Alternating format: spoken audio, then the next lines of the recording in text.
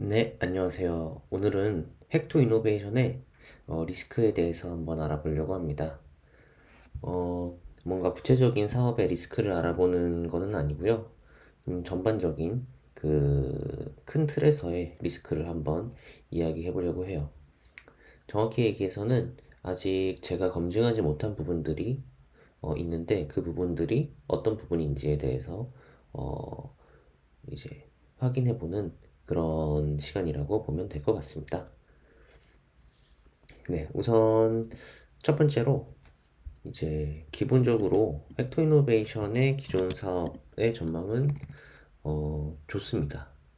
사실 매우 좋습니다.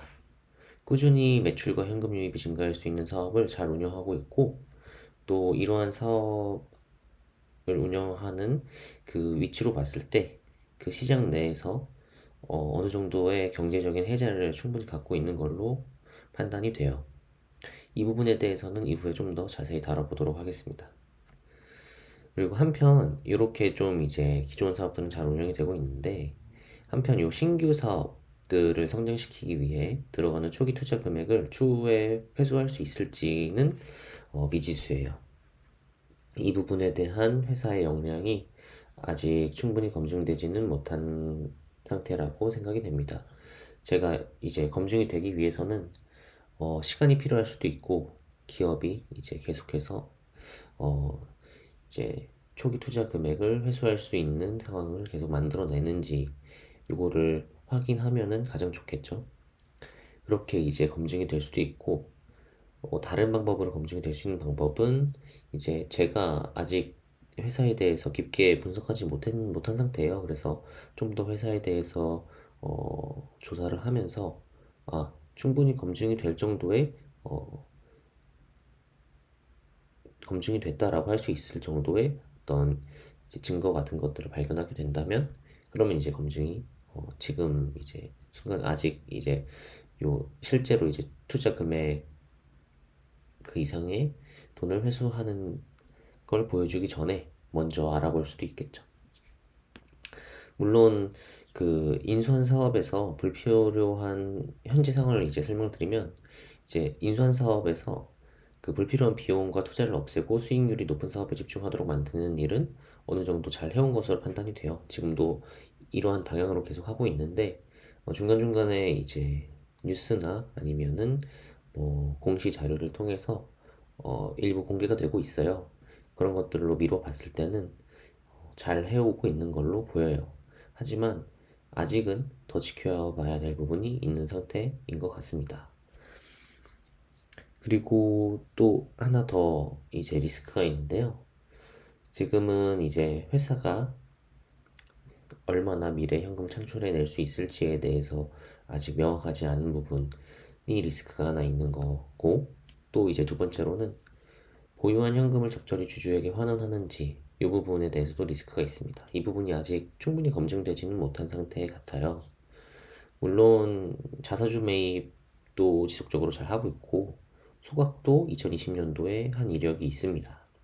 그래서 이제 실제로 이전에 주주에게 환원하는 행동을 해왔고, 그리고 이제 시기와, 그리고 이제 자사주 매입한 금액도 어, 회사가 저평가된 상황에서 매수를 한 걸로 생각이 돼요. 그렇기 때문에 어, 뭐 적절히 주주에게 환원하고 있는 상태가 이제 어느 정도 확인은 됐습니다.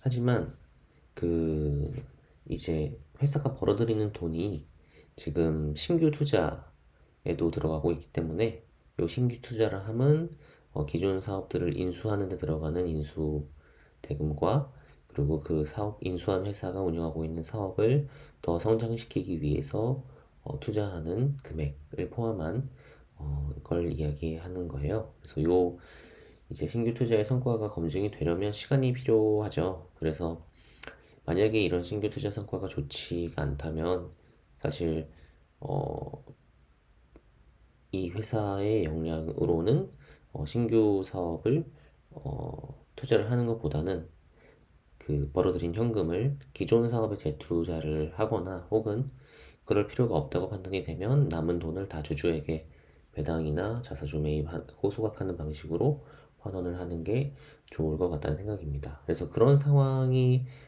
발생할 수도 있기 때문에 조금 더 기다려 봐야지 명확하게 확인을 할 수 있겠다라는 생각이 당장은 들고요. 다만 상대적으로 봤을 때 국내에 상장되어 있는 기업들과 비교하면 헥토 이노베이션은 굉장히 주주에게 적절히 잘 환원하는 편에 속한다라고 볼 수 있을 것 같아요. 하지만 저는 기준이 이 영역에 있어서는 굉장히 높은 것 같아요. 어, 그렇기 때문에 조금 더 지켜봐야 되겠다라는 생각입니다. 그래서 이 부분도 아직 검증이 되지 않은 부분이어서 리스크라고 생각이 돼요. 물론 전반적으로 봤을 때 다른 기업들, 국내에 있는 다른 기업들과 비교했을 때 텍토 이노베이션은 굉장히 이제 여러 면에서 좋은 기업이라고 생각이 됩니다. 그 여러 면이라고 하면 첫 번째로 회사가 아주 강력한 경제적인 해자를 갖고 있는 사업을 운영하고 있는지 이 부분에 있어서도 예스라고 답을 할 수 있을 것 같고요. 두 번째로 그 회사가 이제 역량이 있고 정직한 경영자에 의해서 운영이 되고 있는지 이것도 아니요보다는 네에 더 가까운 걸로 생각이 됩니다. 그리고 그 마지막으로 회사가 이제 굉장히 저평가되었냐, 시가총액이 실제 이 회사가 앞으로 벌어들일 현금의 현재 가치에 비해서 저평가되었냐라고 봤을 때 네, 저평가된 것 같습니다. 근데 요거가 아직 확실하게 예스라고 대답할 수 있는 상황은 아직은 아니라고 생각이 돼서 앞으로 헥토 이노베이션에 대한 조사는 계속 꾸준히 진행할 예정이고요. 제가 헥토 이노베이션이 너무나 다양한 사업을 운영하고 있고 하기 때문에 물론 그걸 다 봐야지만 이 헥토 이노베이션 회사의 가치를 가늠할 수 있는 건 아니에요. 큰 사업들, 주된 사업들을 위주로 확인을 해봐도 이미 충분히 검증이 됐고 현금 흐름이 거기서 창출되는 현금 흐름을 보수적으로 잡더라도 지금 회사가 많이 저평가되어 있다고 한다면 그러면은 이제 좋은 투자 대상이 되겠죠. 그렇지만 이제 저는 아직 그 주식을 투자를 통해서 수익을 내는 데 있어서 초보입니다. 그렇기 때문에 회사를 이제 주식을 매수하는 데 있어서 훨씬 더 많은 그 기업에 대한 분석을 하고 나서 매수를 하려고 해요. 그렇게 그래야 된다고 생각을 해요. 저에게는 좀 그렇게 좀 그 더 엄격한 잣대로 저를 계속 보고 있는데 그렇기 때문에 네, 이 헥토 이노베이션에 대해서 훨씬 더 많은 분석이 필요하다고 보고 있고 앞으로도 그래서 이제 더 많이 분석을 해보려고 합니다. 이후에도 계속 이 헥토 이노베이션에 대해서 분석한 것들이 있을 때마다 이렇게 영상으로 찍어서 함께 공유하도록 할게요.